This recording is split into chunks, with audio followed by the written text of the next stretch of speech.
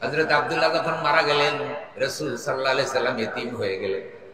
বাবা বলে কারে ডাকবে, বাবা বলে ডাকার মতো ওই মানুষটাকে তিনি জন্মের আগে হারাই ফেললেন। হযরত হালিমার কাছে বড় হলেন, প্রতিপালিত হলেন, মায়ের কাছে ফিরে আসলেন। যখন বাবা সম্পর্কে তার অনুভূতি জাগলো, বাবাকে চিনার অনুভূতি যখন তার হলো, মায়ের কাছে বাবা সম্পর্কে জানতে চাইলেন। হযরতে আমেনা হযরতে আব্দুল্লাহর কবর দেখানোর জন্য তাকে নিয়ে মদিনার পথে রওনা হলেন। কারণ হযরত আব্দুল্লাহ ছিলেন ব্যবসায়ী, ব্যবসার কাজে যাওয়ার পর মদিনায় তিনি এক জায়গায় ইন্তেকাল করেন। হযরতে আমেনা চাইলেন পিতাহারা সন্তানকে অন্তত পিতার কবরটা দেখাবে। যে সন্তানগুলি বিদেশে থাকে, বাবা মা যদি মারা যায়, রাষ্ট্রীয় বাধ্যবাধকতার কারণে অনেক সন্তান বিদেশ থেকে বাবা মা জানাজাও পায় না। প্রবাসী সন্তানের জন্য এটা কত কষ্টের, ভুক্তভোগী সন্তান ছাড়া কেউ বুঝে না। এমন সন্তানও আছে বাবার কবরের কাছে এসে হাউমাউ করে কাঁদে, আত্মা প্রশান্তি লাভ করে। আল্লাহর রাসূলকে নিয়ে যাচ্ছেন তার মা তার বাবার কবর দেখানোর জন্য। হযরত আব্দুল্লাহর কবর দেখে যখন তিনি মক্কায় ফিরছিলেন, একটা জায়গায় এসে হযরত আমেনা অসুস্থ হয়ে গেলেন, তিনিও সেখানে মারা গেলেন। রাসূলের বয়স 6 বছরের মাত্র বেশি। জন্মের আগে বাবা হারালেন, 6 বছর বয়সে মা হারালেন। আমাদের প্রিয় রাসূলের গার্জিয়ান বলতে আর কেউ রইল না। আল্লাহ রাব্বুল আলামিন তার দাদা তার চাচাকে সেই দায়িত্বটা অর্পণ করলেন। রাসূল ছিলেন জন্মের এতিম, এই জন্য রাসূল এতিমের হক নষ্ট করতে নিষেধ করেছেন।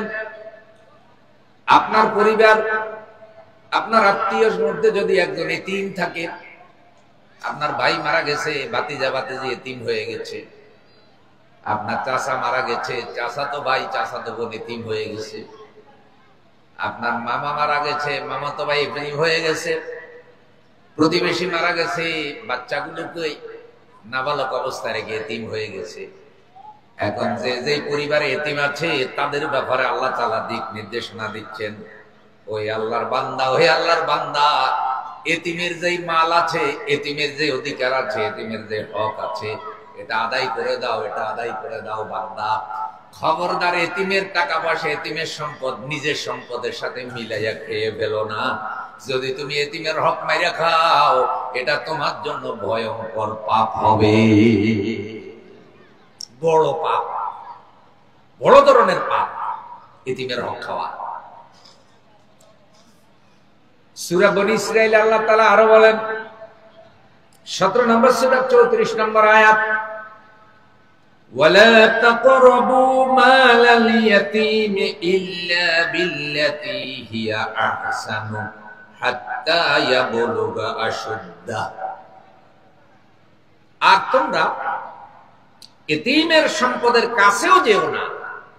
এতিমের সম্পদ, এতিমের জায়গা, এতিমের দোকান, এতিমের টাকা পয়সা, এটা খাওয়া তো দূরের কথা, এটা ধারে কাছেও যেও না। সুন্দরতম পন্থা ছাড়া, যতক্ষণ না সে বয়সের পূর্ণতায় উপনীত হয়।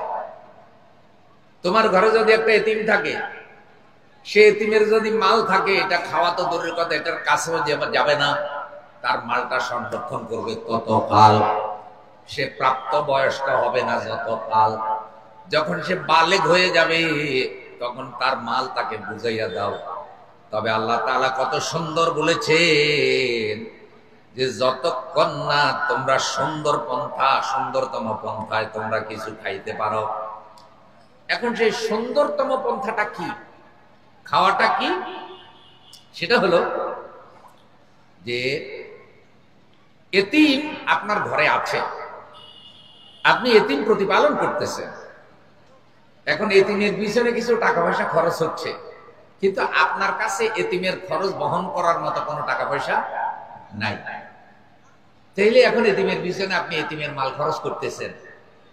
আপনারটার সাথে টাকা মিলে গেছে, সেখান থেকে সামান্য কিছু টাকা পয়সা আপনার পেটেও গেছে, ওর পেটেও গেছে। যৌথ ফ্যামিলি, যৌথ ফান্ড, যৌথ খরচের কারণে আল্লাহ তাআলা সেইটাকে অত কঠিন করেন না। কিন্তু এই সুটানাটায় আপনি এতিমের মাল পুরাটা খাইয়া ফেলাইবেন না।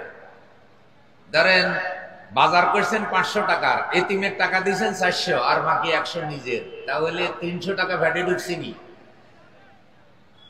আপনারা ঠিক আছেন নি ভাই? আমার কথা কি বোঝা যায়নি?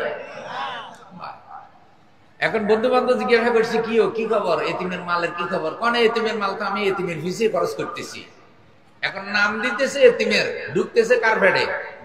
নিজের ভ্যাটে ঢুকতেছে। এরকম মানুষ আছে না নাই? হ্যাঁ, অন্যের হক মাইরা খায়। নাম দিতেছে রাস্তার, কয় আমি রাস্তার উন্নয়ন করতেছি। এসব টাকা রাস্তার ভিজে খরচ হইতেছে, অথচ রাস্তাতে দিছে রডের বদলে বাঁশ। রাস্তাতে ঢালাই দেওয়ার কথা, ধরেন যে কয় ইঞ্চি ঢালাই দিছে তার 3 ভাগের 1 ভাগ। রাস্তাতে সিমেন্ট লাগানোর কথা যে ভালো কোম্পানির লাগাইছে 3 নম্বর কোম্পানি। রাস্তার মধ্যে ধরেন ইটা দেওয়ার কথা 1 নম্বর দিছে 2 নম্বর। তাহলে রডের থেকে চুরি করছে, সিমেন্টের থেকে চুরি করছে, ইটা থেকে চুরি করছে। করার পরে এখন এক রাস্তার কাজে তার বিশাল অ্যামাউন্ট পকেটে ঢুকছে। এখন আপনারা কোন তো রাস্তা, এই রাস্তা দিয়ে জনগণ চলবে, এটা জনগণের হক, রাষ্ট্রের হক। মানুষ রাস্তা দিয়ে চলবে, আপনি মানুষের হক চুরি করলেন। এখন নামাজ পড়েন নাই, কোন কারণে আল্লাহর কাছে ক্ষমা চাইলে আল্লাহ মাফ করে দিতে পারে। রোজা রাখতে পারেন না, আল্লাহ ইচ্ছা করলে মাফ করে দিতে পারে। কিন্তু যারা রাষ্ট্রের টাকা, জনগণের টাকা, রাস্তার টাকা, ব্রিজের টাকা চুরি করে বড় লোক হয়েছেন, গাড়ি কিনছেন, বাড়ি কিনছেন, যদি জনগণে মাফ না করে, আল্লাহর কাছে মাফ পাওয়ার কোনো সম্ভাবনা না।